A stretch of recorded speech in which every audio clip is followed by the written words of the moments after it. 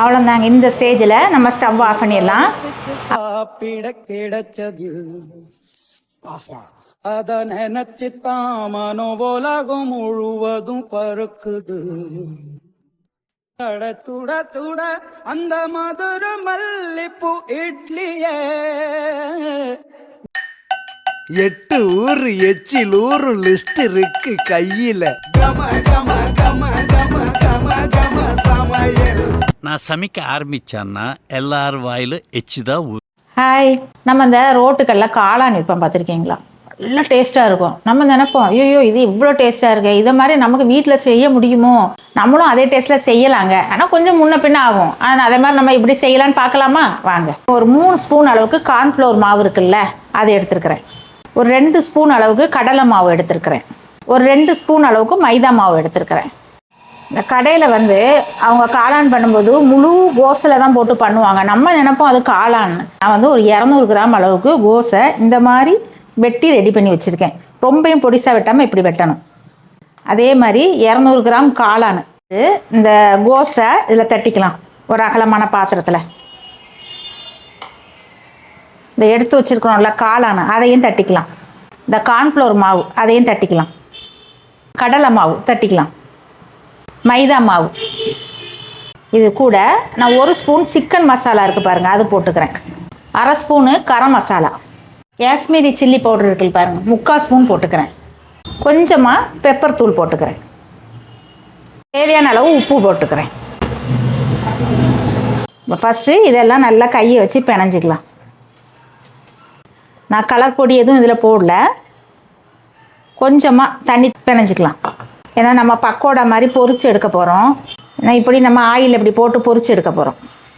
இது கூட பச்சை மிளகா, இஞ்சி, பூண்டு சதைச்சி வச்சுருக்கேன். 2 பங்காக எடுத்து வச்சுருக்கேன். இது நம்ம கிரேவி கொஞ்சம் பண்ணுவோம், அதுக்கு இது இப்போ இதில் போட்டுக்கிறதுக்கு. கொஞ்சமாக மல்லித்தலை போட்டுக்கலாம். இந்த மாதிரி இருக்கணும். அப்போ தான் நம்ம இப்படி இப்படி இப்படி போடும்போது கரெக்டாக இருக்கும். அவ்வளோதாங்க. இப்போ இதை நம்ம ஆயிலில் போட்டு பொரிச்சு எடுத்துக்கலாம். ஸ்டவ் பற்ற வச்சுட்டு ஒரு கடாயை வச்சுக்கலாம். பொரிக்கிறதுக்கு தேவையான ஆயில் ஊற்றிக்கலாம். நான் ரீஃபண்ட் ஆயில் கோல்டு வின்னர் ஊற்றிக்கிறேன். நீங்கள் எந்த எண்ணெய் யூஸ் பண்ணுறீங்களோ அது ஊற்றிங்க. ஹீட் ஆச்சான்னு பார்ப்போம். இன்னும் கொஞ்சம் ஹீட் ஆகுது.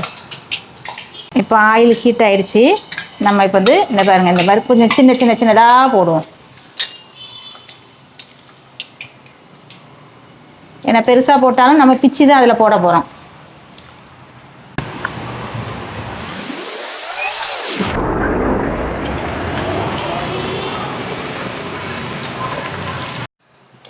இப்போ எல்லாம் அப்படி மாற்றி போட்டுக்கலாம்.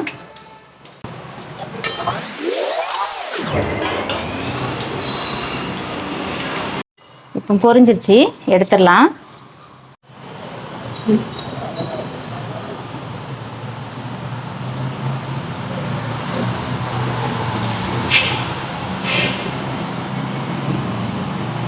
இதை பாருங்கள், இதெல்லாம் நல்லா இந்த மாதிரி நான் பொடிச்சு வச்சுருக்கிறேன்.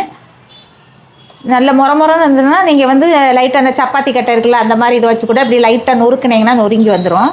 இல்லைன்னா கை வச்சு கூட பிச்சு வச்சுக்கலாம். இந்த மாதிரி உதிரி உதிரியாக இருக்கணும். இப்போ நம்ம காளான் எல்லாம் பொரிச்சு ரெடி பண்ணி வச்சாச்சு. அவ்வளோதான். அது நம்ம பொடிசாக பிச்சும் ரெடி பண்ணி வச்சுட்டோம். இனி அந்த காளானுக்கு தேவையான கிரேவி, அதுதான் ரொம்ப இம்பார்ட்டன்ட். அந்த கிரேவி ரெடி பண்ணலாம். நம்ம அதுக்கு தேவையான மசாலாலாம் ஃபஸ்ட்டு கொஞ்சம் தண்ணியில் கரைச்சி ரெடி பண்ணி வச்சுக்கலாம். வாங்க. இதுக்கு இந்த மாதிரி டம்ளரில் 2 டம்ளர் தண்ணி எடுத்துக்கிறேன். ஒரு 1/2 லிட்டர் தண்ணி, முழுசாக ஒரு 1/2 லிட்டர் தண்ணி எடுத்துங்க. இந்த மாதிரி 2 டம்ளர் தண்ணி எடுத்துக்கிறேன். இதில் நான் கொஞ்சமாக எடுத்து வச்சேன்ல, சதைச்சி வச்சேன்ல, இஞ்சி, பூண்டு, பச்சை மிளகா, அவ்வளோதான். அதை இதில் போட்டுக்கிறேன். கொஞ்சமாக மல்லித்தலை இதில் போட்டுக்கிறேன். இந்த கார்ன்ஃப்ளவர் மாவு ஒரு 2 ஸ்பூன் அளவுக்கு எடுத்து வச்சுருக்கிறேன். அதையும் இதில் போட்டுக்கலாம். போட்டு கையை வச்சே கொஞ்சம் நல்லா கரைச்சிக்கலாம்.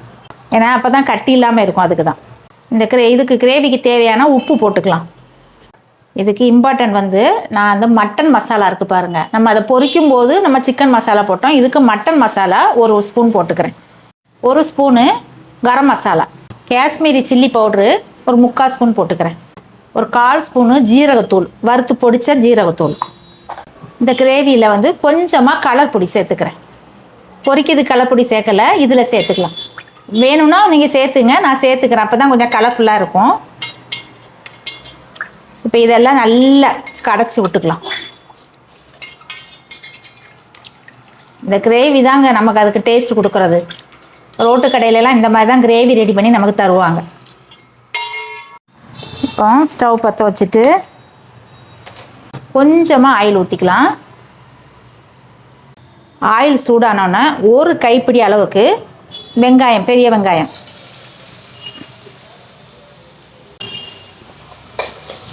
போட்டு லைட்டாக வதக்கிக்கலாம். ரொம்ப வதக்க வேண்டாம், லைட்டாக கண்ணாடி பதம் வரும்ல அந்த மாதிரி. நிறைய வெங்காயம் போடக்கூடாது இதுக்கு.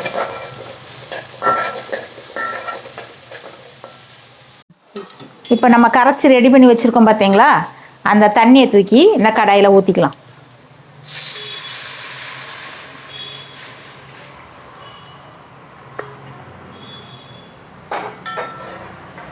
ஒரு 5 நிமிஷம் நல்லா கொதிக்கணுங்க. இது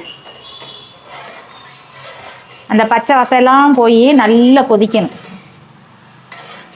இதில் சாஸ் எதுவும் வேணும்னா நீங்கள் சேர்த்துக்கலாம். தக்காளி சாஸோ இல்லை சோயா சாஸோ வேணும்னா சேர்த்துக்கலாம். நான் எந்த சாஸும் சேர்த்துக்கல. இப்போ வீட்டில் இருக்குது, இதை வச்சு நம்ம ரோட்டு கடை ஸ்டைலில் பண்ணுறதுனால நான் எந்த சாஸும் சேர்க்காம, சிலவங்க சேர்ப்பாங்க, நான் சேர்க்கலை.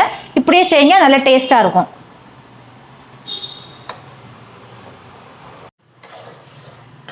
பாருங்கள், இந்த கிரேவி இப்போ லைட்டாக திக்னஸ் ஆகுது பார்த்தீங்களா. இன்னும் கொஞ்சம் ஒரு 5 நிமிஷம் நல்ல அந்த பச்சை வாசம், அந்த மசாலாவோட பச்சை வாசம்லாம் போகணும். டேஸ்ட்டுக்கு ஒரு 1/4 ஸ்பூனு சுகர் சேர்த்துக்கலாம். இந்த ஸ்டேஜில் நான் ஒரு சீக்ரெட் மசாலா, நம்ம அந்த மேகி சிக்கன் க்யூப்ஸ் வருது பார்த்தீங்களா, அந்த சூப்புக்கெல்லாம் போடுவாங்க, அதில் ஒரு க்யூப் எடுத்து இதில் நான் தூவி விட்றேன். இந்த பாருங்கள், இந்த மாதிரி தான் இருக்கும். லைட்டாக தூவி விடலாம், நல்ல டேஸ்ட்டாக இருக்கும். அது இது லாஸ்ட்டாக இறக்கிறதுக்கு முன்னாடி நம்ம செய்யணும். நம்ம பிச்சு வச்சுருக்கோம்ல அந்த காளான், இதெல்லாம் இதில் போட்டுடலாம்.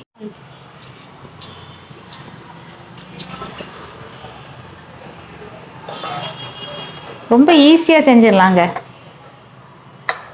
பார்த்தீங்களா, இதில் போட்டு ஒரு 2 கொதி,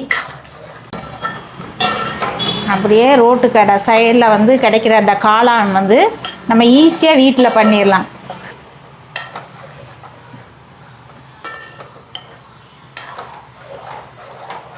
அவ்வளோதாங்க. இந்த ஸ்டேஜில் நம்ம ஸ்டவ் ஆஃப் பண்ணிடலாம். அவ்வளோதான், சூப்பராக காளான் ரெடி ஆயிடுச்சு.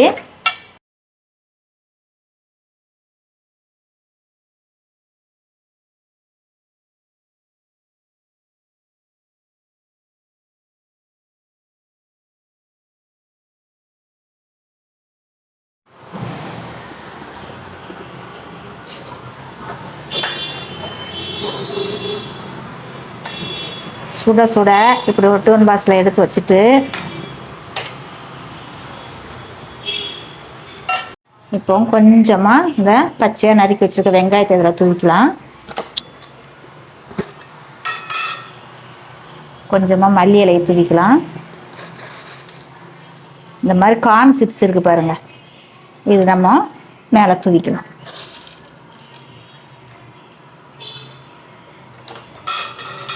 ஒரு ஸ்பூனை போட்டு நீங்களும் இந்த மாதிரி ரோட்டு கடை காளான் செஞ்சு அசத்துங்க.